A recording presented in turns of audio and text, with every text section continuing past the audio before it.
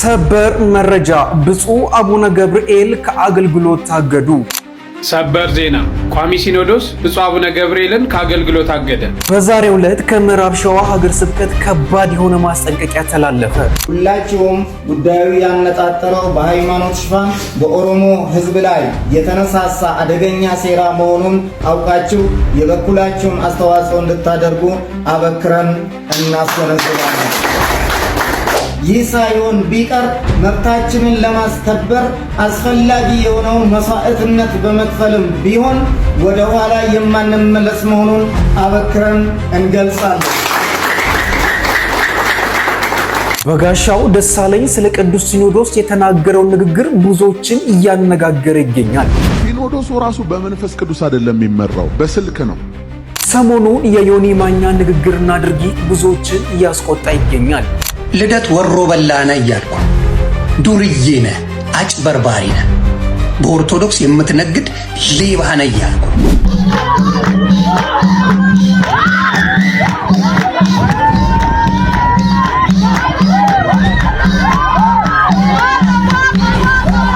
ጤና ይስጥልኝ ክብሯን ውዳሴ ዩቲዩብ ቤተሰቦች፣ ዛሬም እንደተለመደው በአዳዲስ መረጃዎችና በሰበር ዜናዎች ተመልሼ መጥቻለሁ። በቅድሚያ ግን ዛሬ የሰማዕቱ የቅዱስ ጊዮርጊስ በዓል ነው። ሁላችሁንም እንኳን አደረሳችሁ።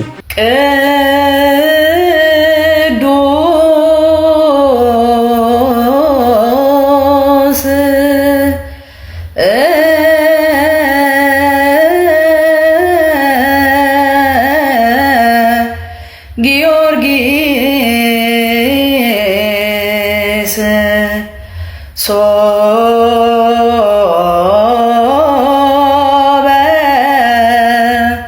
ሶበ ተከለ ደም ወማይ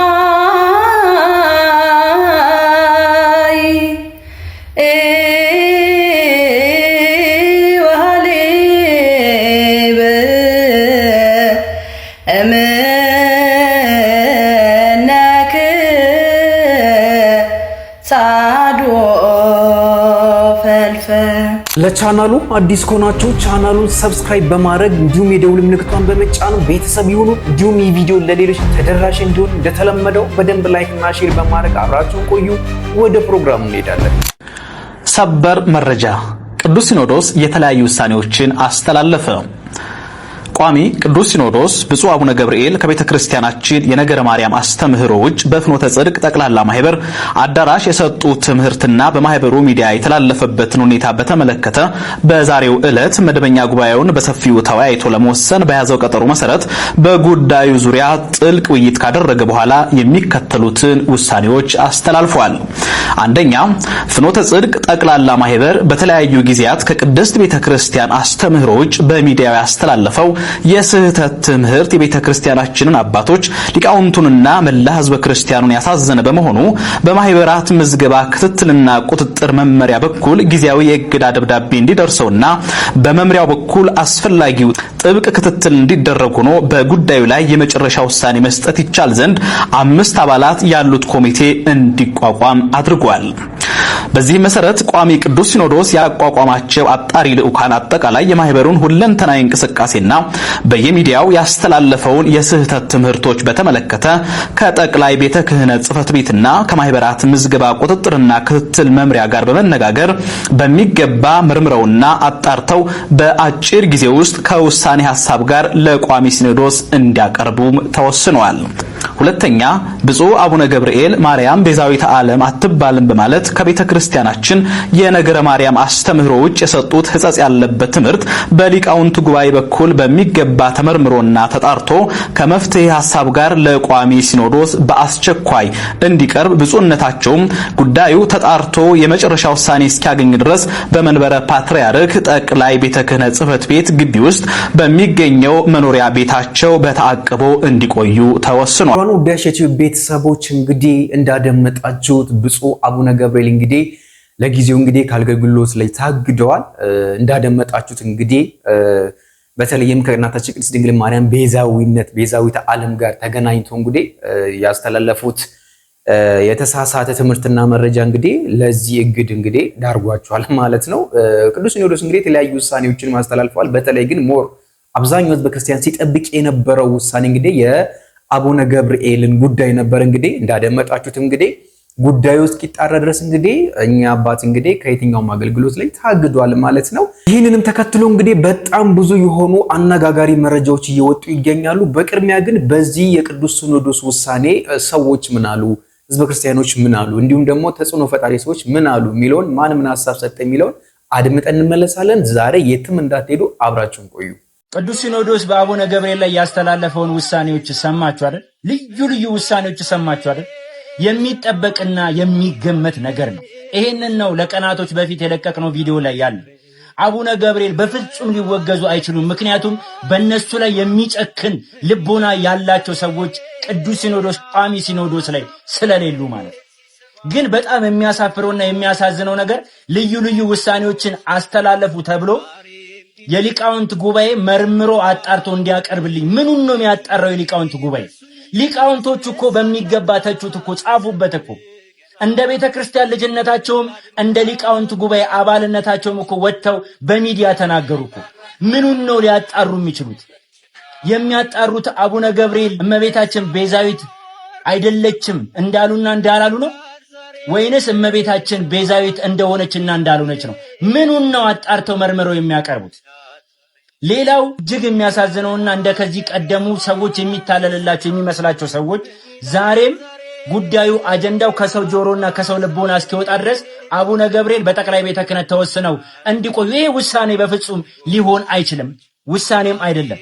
ነገ እመኑኝ፣ ነገ አቡነ ገብርኤል አውደ ምሕረት ላይ ሲባርኩና ሲቀድሱ እንዲሁም ደግሞ ሲያስተምሩ ታገኟቸዋላችሁ።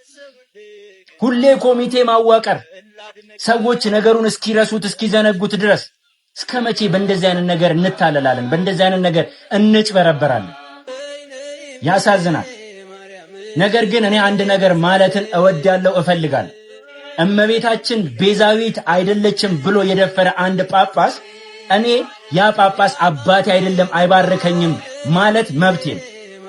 እሱ እመቤታችንን ደፍሮ ቤዛዊት ዓለም አትባልም ካለ እኔም ደግሞ ጳጳስ አይባሉም እርሱ አይባርኩኝም ማለት መብቴ ነው። እንዳደመጣችሁት እንግዲህ ባለፈው ቪዲዮ ላይ የምታስታውሱ ከሆነ ምናልባት የባለፈውን ቪዲዮ ያላያችሁ በዚህ ሚዲያ ላይ የተለቀቀውን ከአንድ ቀን ከሁለት ቀን በፊት የተለቀቀውን ቪዲዮ አይታችሁ ከሆነ ብፁዕ አቡነ ገብርኤል በፍጹም አይወገዙም የሚል መረጃ እንግዲህ አጋረቻችሁ ነበረ። ከዚህ ወንድማችን ጋር ተገናኝተው በሰጠ መረጃ መሰረት እንግዲህ የሆነው እንግዲህ እግር ነው፣ ጊዜያዊ እግር ነው። ተጣርቶ ነገሮች በኮሚቴ ተጣርተው ይፋ እስኪሆኑ ድረስ ከአገልግሎት መታገር ነው እንጂ ኮምፕሊትሊ የተወገዘ ነገር አይደለም ማለት ነው። እና ይሄ ነገር ሰዎችን እስካመን ለማረሳሳትም ይሁን ነገሩን ለማብረድም ይሁን አይዶን ነው እንግዲህ የታቀደው እቅድ ማለት ነውና ይሄ ውሳኔ እንግዲህ አንዳንድ ኦርቶዶክሳውያንን በጣም ያስደሰተ አይደለም። አንዳንዶቹን ግን ያስደሰተ ነው። አንዳንዶቹን ደግሞ ይሄ እንደውም ውሳኔ አይደለም፣ ከዚህ በላይ ነው ሊወሰንባቸው የሚገባ። እናታችን ቅድስት ድንግል ማርያምን በዚህ ልክ ተናግረው በዚህ ልክ መድረክ ላይ አዋርደው በዚህ ልክ ያለ ስም ሰጠው እንዴት ነው በዚህ ደረጃ ይጣራ የሚሉት? ምኑን ነው የሚያጣሩት? ኦሬዲ ሁሉም ነገር በይፋ የወጣ ነገር ነው። ከዚህም በላይ ብዙ ማስረጃዎች አሉ። የትኛው ነገር ነው የሚጣራ የሚል አይነት መረጃዎች እንግዲህ አሁን እንዳደመጣችሁት እየወጡ ይገኛሉ ማለት ነው። እስቲ እናንተስ በዚህ ዙሪያ ላይ ምን ተሰማችሁ? በቅዱስ ሲኖዶስ ውሳኔ ላይ ምን ሐሳብ አላችሁ? የተሰማችሁን ነገር እስቲ በነፃነትና በጨዋነት ኮመንት ላይ አስቀምጡልኝ። እንግዲህ ከአቡነ ገብርኤል እግድ ጋር ተገናኝቶ ከምዕራብ ሸዋ ሀገረ ስብከት እንግዲህ ብዙዎችን ያነጋገረ መረጃ ወጥቷል። እስቲ ያንን አድምጠን እንመለስ። አሁንም አብራችሁን ቆዩ። በስመ አብ ወወልድ ወመንፈስ ቅዱስ አሐዱ አምላክ አሜን። ቀን 22/8/2017 የአቋም መግለጫ። እኛ በምዕራብ ሸዋ ሀገረ ስብከት ስር የምንገኝ የሀገረ ስብከቱ የልዩ ልዩ የሥራ ክፍል ኃላፊዎች፣ የ28ቱም ወረዳ ቤተ ክህነት ሊቃነ ካህናትና ጸሐፊዎች፣ የገዳማትና የአድባራት አስተዳደሮችና ሰባኪያነ ወንጌል፣ የአምቦ ከተማና አካባቢው አባገዳዎችና የሀገር ሽማግሌዎች በጋራ በመሆን በሀገረ ስብከታችን ሊቀ ጳጳስ በብፁዕ አቡነ ገብርኤል በዕለተ ዓርብ የ2017 ዓ.ም በዓለ ስቅለትን መነሻ በማድረግ ያስተማሩትን ትምህርት ርዕስ አስመልክቶ ቤዛ በሚለው የጌታችን መድኃኒታችን ኢየሱስ ክርስቶስ የቤዛነት ሥራ መተኪያና አቻ የማይገኝለት ፍጹም ዘላለማዊ መሆኑን በማያሻማ ሁኔታ ገልጸው ያስተማሩትን ትምህርት የተለየ ትርጉም በመስጠት አንዳንድ ወገኖች የተለያዩ ብዙሃን መገናኛዎችን በመጠቀም ከአውዱ ውጭ የየራሳቸውን ትርጉም በመስጠት ለሃይማኖት የተቆረቆሩ አስመስለው ሲያራግቡ እንደነበር ይታወሳል። ነገር ግን የዕለቱ የትምህርት ርዕስ ስህተት አለው ተብሎ ቢታመን እንኳ የሚመለከተው አካል አቅርቦ መምከር እና ማብራሪያ መስጠት ሲገባው በጭፍን ጥላቻ ተቃውሞ በመነሳሳት የማይመለከታቸው ጥቂት ግለሰቦች የጀመሩትን ጸባጫሪነት ወደ ሌሎችም እያዛመተ አግባብነት የሌለው ዋጋ የሚያስከፍልና ሕገወጥ ድርጊት መሆኑን እንቃወማለን። 2. የብፁዕነታቸውን ሹመት አስመልክቶ በተለያየ የብዙሃን መገናኛ ዘዴዎች እየተላለፈ የሚገኘውን የጥቂት ግለሰቦች የዘለፋ አጀንዳን በተመለከተ የኮታ ጵጵስና ሹመት በሚል ለሚነዛው የብሔር ነቀፋ ቀደም ሲል የኦርቶዶክስ ሃይማኖት ለአንድ ብሔር ተወስኖ የተሰጠ በሚመስል እሳቤና የተሳሳተ አባባል ሲንጸባረቅ የቆየው ዛሬም በይፋ እየደገመ ስለሆነ እንዲቆምልን እየጠየቅን ይህ ሳይሆን ቢቀር መብታችንን ለማስከበር አስፈላጊ የሆነውን መስዋዕትነት በመክፈልም ቢሆን ወደ ኋላ የማንመለስ መሆኑን አበክረን እንገልጻለን። እንዴ ወዴት ነው ነገሩ? እዚህ ጋር ያለው ጉዳዩ ስለ እናታችን ቤዛዊት ዓለም ሆኖና አለመሆኗ ነው አይደል? እንግዲህ እያወራን ያለ ነው። ይሄ ነገር ወደ ፖለቲካ፣ ወደ ዘር፣ ወደ በስማም አያችሁት አይደል? እንዴት እንደተቀየረ እንዴት እንደተከረበተ በቃ በዚህ ልክ ነው እንግዲህ አሁን ቤተክርስቲያንን በጣም ውጥር አድርገው እየረበሿት ያሉት። እንግዲህ ተመልከቱ። እንግዲህ አሁን ጉዳዩን ወዴት እያጠመዘዙት እንዳለ ወዴት እያዞሩት እንዳለ ተመልከቱ። እንግዲህ እዚህ ጋር አሁን እኚህ አባት ይሄንን ውሳኔ እንዲወሰኑባቸው ያደረገው ነገር የቤተክርስቲያን አስተምሮት ጉዳይና ጉዳይ እንጂ ሌላ ምንም ነገር ኖሮ አይደለም። በቃ ጉዳዩ ስለ እናታችን ቅድስት ድንግል ማርያም ቤዛነትና ቤዛነት ብቻ ላይ ያተኮረ እንጂ ከዛ ውጪ ወጥቶ በብሔር ላይ በፖለቲካ ላይ በምን ላይ እንዴት ነው እንደዚህ ሊታሰብ የሚችለው? ተመለከታችሁት አይደል? እንግዲህ እጅግ በጣም ነው የሚያሳዝነው፣ እጅግ በጣም ማለት ነው። እንግዲህ ብዙዎችን ሰሞኑን ይሄ እንግዲህ መግለጫ እያነጋገረ ይገኛል፣ ብዙዎችን ማለት ነው። እስቲ ምን አይነት ሐሳብ ተሰጠበት የሚለውን እስቲ ተመልክተን እንመለስ። ስም የማጥፋት ዘመቻቸው ከእሳቸውም አልፎ ብሔር ተኮር የቅንዓት የጥላቻ እና የአምባገነንነት ስሜትን እያንጸባረቀ በመምጣቱ ብለን መግለጫ ለማውጣት ተገደናል እያሉ ነው የሚገኙት። እንግዲህ ይህንን ወደ 11 ደቂቃ የሚረዝም መግለጫ እንግዲህ ያስነበበው የምዕራብ ሸዋ ሀገረ ስብከት በጠቅላይ ስራ አስኪያጁ የሚመራ ማለት ነው። እንግዲህ ተከታዩን አሳፋሪ ነገር ጭምር ሰንጎበት መግለጫ አውጥቷል። እንግዲህ ዋናዋን ሐሳብ የሳብንበት ምክንያት የተፈለገው ይህ ስለሆነ ሰሞኑ እሳቸው የፈጠሩትን ይህንን ውዥንብር በብሔር ካባ ሸፋፍኖ ለማሳለፍ ጥረት እየተደረገ መሆኑን ቀድመን ስንነግራችሁ ነበር።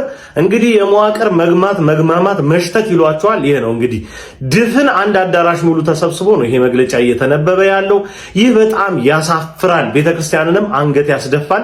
ተከፋይ ሃይማኖተኛ መሆንና በሆድ ልክ ሃይማኖትን መስፋት ይህንን ነው የሚያመጣው። በነገራችሁ ላይ እናስታውሳችሁ፣ እንዲህ አይነትን ውሳኔ ብፁዕ አባታችን አቡነ አብርሃም ብቻ እየወሰኑ ስለሚመስላቸው ነው እንደዚህ አይነት ሰዎች የሚጋጋጡት። ነገር ግን ቅዱስነታቸው ባሉበት ብፁዕነታቸው ላይ ይህን ውሳኔ ከወሰኑት መካከል አቡነ ሳይሮስ ይገኙበታል። የዘር ጠላትነት የለውም። ኦርቶዶክስ ተዋሕዶ ቤተክርስቲያን ሁሉም ቦታ ትነገራለች። ለሁሉም እኩል ፍቅር አላት። በብሔር እየሰነጣጠቃችሁ አታሳንሷት። አሳፋሪ መግለጫ ከምዕራብ ሸዋ ሀገረ ስብከት አያዋጣም። እጅግ በጣም ይገርማል። እንግዲህ ነገሮች ወዴት እየሄዱ እንደሆነ አቅጣጫቸውን ወዴት እየቀየሩ እንደሆነ እንግዲህ እንዳደመጣችሁትም እየተከታተላችሁት የምትገኙት ነገር ነውና እስማም እጅግ በጣም ነው የሚገርመው። በቃ ሁኔታዎች እንዴት ቅይርይር እያሉ እንደሆነ በጣም መመልከት ትችላላችሁና እጅግ በጣም ነው ለኔ የገረመኝ ማለት ነውና በዚህ ልክ ይሄዳል ብዬ እንኳን አላሰብኩትም። ምክንያቱም እንግዲህ እንዳደመጣችሁት አቡነ ሳዊሮስ ይህንን ውሳኔ ካወሰኑት ማዕከል የቅዱስ ሲኖዶስም አባል ናቸው። በዘር እንኳን እንዳይባል ማለት ነው። ያም እንኳን እንዳይባል እንግዲህ አቡነ ሳዊሮስ ውስጥ አሉ እንግዲህ በዚህ ውሳኔ ውስጥ ማለት ነው። እና ምኑ ነው ይሄን ነገር ወደ ዘር ወደ ፖለቲካ የሚያስኬደው? ይሄ እኮ ኦልሬዲ የሃይማኖት ጉዳይ ነው። ይሄ የአስተምህሮት ጉዳይ ነው እንጂ በሌላ መልኩ ልንመለከተው አይገባም። ማንም ሰው ከቅድስት ቤተክርስቲያን አይበልጥም። ማንም ሰው የትኛውም ሰው ከቅድስት ቤተክርስቲያን አይበልጥም። በቃ ይሄንን መገንዘብ መቻል አለብን እንጂ እገሌ የዚህ ሃይማኖት ስለሆነ የዚህ ዘር ስለሆነ የዚህ ብሔር ስለሆነ ኧረ በፍጹም ኧረ እግዚአብሔር ይቀርባላችሁ። እንደዚህ አይነት ነገር እንዴት ነው እዚህ ነገር ውስጥ የምናስገባው? ኧረ እግዚአብሔርን እንፍራ እባካችሁ። ከሃይማኖታችሁ ይልቅ ዘራችሁን ያስቀደማችሁ አንዳንድ ኦርቶዶክሳውያን እግዚአብሔር አምላክ ልቡና ከመቤታችን ፍቅር ይልቅ ምድራዊ ዘርን የመረጣችሁ በሃይማኖት ጉያው ተሸግሽጋችሁ በሁለት ብላ ለመብላት ወደዛ ወደዚህ የምትሮረጡ ሰውን ለማስደሰት ብላችሁ ሃይማኖታችሁ ላይ እጽጽ እንዲፈጠር ያደረጋችሁ አንዳንድ ኦርቶዶክሳውያን ልቦና ይስጣችሁ። እኛ ግን ዘራችን በሰማይ ነው፣ አገራችን በሰማይ ነው፣ ዘራችን ክርስቶስ ነው፣ እናታችን ቅድስት ድንግል ማርያም ናት፣ ሃይማኖታችን ኦርቶዶክስ ናት። ከዘራችን እናታችን ትበልጥብናለች፣ ከዘራችን ሃይማኖታችን ይበልጥብናል። ለእናንተ ግን ወዮላችሁ። ለማንኛውም እንደዚህ አይነት አመለካከት ይኖራል፣ አይጠፋም። እንግዲህ የለም አይባልም፣ ይኖራል እንደዚህ አይነት አመለካከት ያላችሁ ሰዎች። ብቻ ግን እግዚአብሔር አምላክ ልቦናውን ይስጠን። ጉዳዩን በሌላ መንገድ ባትመለከቱት፣ ጉዳዩን ወደ ሌላ ነገር ባትተረጉሙትና ሌላ መልክ እንዲይዝ ባታረጉት እኔ የአክብሮት ጥሬን አስተላልፋለሁ ከወዲሁ። ልደት ወሮ በላነ እያልኩ ነው። ዱርዬ ነህ፣ አጭበርባሪ ነህ፣ በኦርቶዶክስ የምትነግድ ሌባ ነህ እያልኩ ነው። ኦርቶዶክስ አይደለም፣ አጭበርባሪ ሌባ ነህ አንተ። ሌባ ወሮ በላ በክርስቶስ ሳንቲም የምትለቅም ነህ አንተ። ባለጌ ነህ። ዘግዝቄ ነው ምረጥ። እኔ ማንን ሰድቤዋለሁ? ምረት አበል በጌታ ስለሆነ አይመልስም። ለጥልጬዋለሁ ምረት አበል። እንዳደመጣችሁት እንግዲህ ዮኒ ማኛ ሰሞኑን እንግዲህ ሁኔታው ትንሽ እንዴት ነው ጅዋጅዌ ነው የሚባለው፣ እንደዛ አይነት ነገር እየሆነ ይገኛል። አንዴ ኦርቶዶክስ፣ አንዴ ፕሮቴስታንት፣ አንዴ ሙስሊም፣ አንዴ ፖለቲከኛ። ይሄ ሰውዬ የማይገባበት ቦታ የለም። የተወሰኑ ወራት ረገብ ብሎለት ነበር፣ ደህና ተመልሶ ነበር። አሁን ደግሞ እንግዲህ ተነሳበት በሽታው መሰለኝ። የቤተክርስቲያን መምህራንን እንግዲህ በጣም ታዋቂ የሆኑ የኦርቶዶክስ ልጆችን እንግዲህ በዚህ ልክ እንግዲህ እያዋረደ ይገኛል። አይ ዶንት ኖ እንግዲህ በዚህ ዙሪያ ላይ እንግዲህ ብዙ ሰዎች አስተያየት እየሰጡ ይገኛሉ። እስቲ የእናንተ ሐሳብ ምንድን ነው? የዮኒ ማኛን እንግዲህ ባህሪ የምታውቁት ብዙ ሰዎች አላችሁ። እስቲ የዮኒ ማኛን ባህሪ የምታውቁት ሰዎች በአንድ ቃል ግለጹት ብትባሉ በምን ትገልጹታላችሁ? ኮመንት ላይ አስቀምጡልኝ። በዚህ ዙሪያ ግን ወንድማችን ፈለገ አትናትዮስ የሰጠው አንድ አስተያየት አለ። እስቲ ያንን ተመልክተን እንመለሳለን። አሁን አብራችሁን ቆዩ። ዮኒ ማኛ ይህን መልእክት ቢሰማ ደስ ይለኝ ነበር። ዮኒ ማኛ በተቃልም ሆነ ሌሎች ኦርቶዶክስ ወንድሞችን በጣም በክርስቶስ ፍቅር የምንወድ ወንድማችን ነን። አንተ ልብህም ያውቀዋል። ኦኬ፣ ክርስቶስ የዚህች ቅዱስ ቤተክርስቲያን ራስ ነው እና ተወዳጅ ወንድማችን ዮኒ ማኛ እኛ ትንሽ በምናረጋቸው ንግግሮች እንደው በምንሰረዝራቸው ቃላቶች ተመልክተህ እንዳትስት እንደው በክርስቶስ ፍቅር ለምንሃለሁ። ምናልባት እኛ የምናደርጋቸው አክሽኖች አንተን እየገፉ እየጣሉ ከሆነ ፕሊስ እኛን አትመልከተን። ቤተክርስቲያን የክርስቶስ ሙሽራ ናት። በጣም መንፈሳዊነት ጎልቶ የሚታይባቸው በጣም ብዙ ቅዱሳን አባቶች ያሉባት ቤት ውስጥ ነው ያለው ዮኒና በቻልከው አቅም ወደ ቤተክርስቲያን ቀረብ በል። የትኞቹም ኦርቶዶክሳውያን አንተን አይጠሉህም። የትኞቹም ኦርቶዶክሳውያን ለአንተ ጥላቻ የላቸውም። ማወቅ የምትፈልገውን መጠየቅ የምትፈልገውን ነገር ቀረብ ብለህ ተረዳ እና ፕሊስ በቻልከው አቅም ከስሜቴነት ወጣ በልና አንተም ኦርቶዶክሳዊ አማኝ ስለሆንክ እንደ ኦርቶዶክሳዊ አማኝነት ቀረብ ብለህ እንደ አንድ የቤተክርስቲያን ልጅነት ይሄ ነገር ቅር አሰኝቶኛል፣ ይሄ ነገር ቢስተካከል ብትል እጅግ በጣም ደስ ይለኛል እና ከቻላችሁ ይሄ መልእክት ለሱም ጭምር እንዲደርሱ አድርጉ ፕሊስ። የኔ ተወዳጆች አብራኑ ወደ ቤተሰቦቼ እናንተም እስቲ እየተሰማችሁን አሳስጡበት። ምናልባት በወንድሞች መካከል እንደዚህ አይነት አለመግባባቶች ካሉ በውስጥ መጨረስ ነው፣ ጉዳዩን አለማክረር ነው እና ዮኒ ማኛ የሚባለው እንግዲህ በጣም አወዛጋቢ የሆነ ሰው ነው። ምንም አቋም የሌለው ሰው ነው ታውቃላችሁ። እስቲ ይህንን ቪዲዮ ተመልክተን እንመለስ። ክርስቶስ ነው አዳኝ፣ ክርስቶስ ነው አማላጭ ይላል መጽሐፉ። የማይለውን ነው ማነብላችሁ። የክርስቶስ እናት ታማልደኛለች ማለት ወንጀል ከሆነ ወንጀሉንና ምንም ችግር የለውም ወንጀሉን። እኛ ግን እግዚአብሔር የተመሰገነ ይሁን ቅድስት ድንግል ማርያም ፍቅር የሚለየን ማንም የለም። ዮኒ ማኛ ገነት ራሱ ቢገቱኝ አልፈልግም ነው የምለው። ግልጽ አድርጌ ነው የምነግርሽ። ኖ አይመቸኝም። እነ ማይክል ጃክሰን የሉም ነው የምለው። መብራን አልፈልገው። የሀገር ስዕል ደርድረ የጸሎት ቤት ነው ብለህ ስትደፋ በየት በኩል ጌታ ይግባ? በየት በኩል? የሀገር ስዕል ቤቱን ደርድረዋል። ስዕል አምልክ አይልም። ስታፍሮላ በጣም ያሳዝነኛል። ስዕል አምልክ አይልም። ከኔ በቀር ለማንም እንዳትሰግድ እንዳታመልክ ይላል። ያንን ታዲያ እንዴት ለስዕል ሊሰገድ ይችላል? እኛ ሙስሊሞች አናደርገው። ጴንጤዎች ትንሽ አዳልጠው ሊከቱኝ ነበር። ግን አላህ በቸርነቱ እንደገና ሰላት አድርጌ ዱዓ አድርጌ ጸሎት አድርጌ ቁርአንን ቀርቼ እንትን ስል ደግሞ የመለሰኝ ነገር አለ። አልሐምዱሊላህ። ሙስሊምን ወክለ ነው አይደል አንተ የምትደነፋው? ፋክ ዩ ቢች። እኔ ክርስቲያንን ወክዬ ነግሬሃለሁ። እንግዲህ እንዳያችሁት ነው እንግዲህ የዚህ ሰው ባህሪ እንግዲህ ምንም የተጨበጠ ነገር የለውም። እዛ ስትሉት እዚህ ነው፣ እዚህ ስትሉት እዛ ነው። በቃ እንግዲህ እንደዚህ አይነት ሰው ነው እንግዲህ የቤተክርስቲያን መምህራንን እንግዲህ ልጆችን የሚሳደበው። በተቻለ መጠን ከስሜታዊነት ብንወጣ መልካም ነው ብዬ አስባለሁ። እናንተ የተሰማችሁን ሀሳብና አስተያየት ሰጡበት። በቀጥታ የምንሄደው በጋሻው ደሳለኝ ስለ ቅዱስ ሲኖዶስ አንድ የተናገረው ንግግር እንግዲህ ብዙዎችን ትንሽ እያበሳጨ ይገኛል። እስቲ ተመልክተን እንመለስ። ሲኖዶሱ ራሱ በመንፈስ ቅዱስ አይደለም የሚመራው፣ በስልክ ነው። በስልክ ነው። አትሰበሰቡም፣ የሆነ ነገር አታረጉም። ጳጳሱ ትክክል ነው የተናገሩት። አይታል ቤቱን ስለሚያውቁት እኮ ነው። መጀመሪያ ማረጋጋት አለብ። የሆነ ነገር ከመናገር በፊት አይዟቸው፣ አሁን ተረጋጉ፣ አትደንግጡ ብለህ ነው የምትናገረው። የሚያስደነግጡ ነገሮች ናቸው እነዚህ። አትደንግጡ፣ ተረጋጉ፣ አንድ ነገር ልናገር ነው። ጥሩ ነው።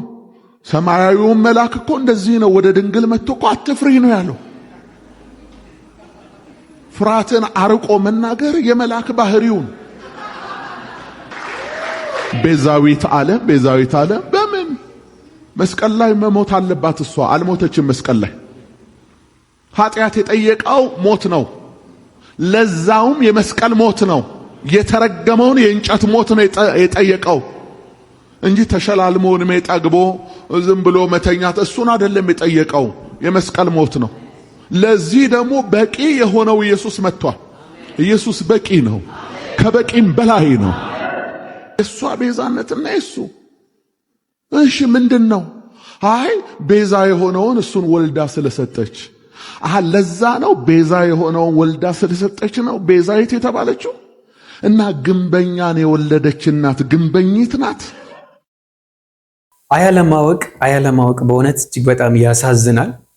ሲጀመር እንግዲህ ከእንደዚህ አይነት ሰዎች ሲጀመር ምንም አይጠበቅም። እኔ በእርግጠኝነት እነዚህ በእውነት እንኳን ትክክለኛ ጥርት ያለ ነገር በቃ ማለት የመጽሐፍ ቅዱስ ላይ ያለን ነገር እንኳን በኢትዮጵያ ኦርቶዶክስ ስም ከሆነ የሚቀበሉ አይመስለኝም። ማለት በቃ ይሄን ያክል ነው ለኦርቶዶክስ ያላቸው ጥላቻ፣ ይሄን ያክል ነው ለኦርቶዶክስ ያላቸው እንደዚህ የወረደ አመለካከት ማለት ነው። ተመለከቱት እንግዲህ የቅድስት ድንግል ማርያም ቤዛዊነትንና የኢየሱስ ክርስቶስን ቤዛነት እንዴት አድርገው እያቀላቀሉ ሲናገሩ እንደነበረ ተመልክታችኋል። እኛ ያላልነውን እኛ ያላስተማርነውን ቅድስት ቤተክርስቲያን የማታስተምረውን ያላለችውን ነገር እንዳለችው አድርገው እንግዲህ ሲያስተምሩ ሲናገሩ እየተመለከታችሁ ነው።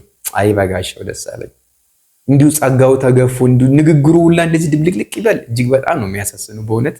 ሰሞኑን ደግሞ አንድ በጣም እጅግ ብዙዎችን እያሳቀ ማሳቅ እንኳን ትንሽ ሊከብድ ይችላል። ልንጸልይላቸው ነው የሚገባ የሆነ አንድ ቪዲዮ አለ። እስቲ ተመልክተን እንመለስ።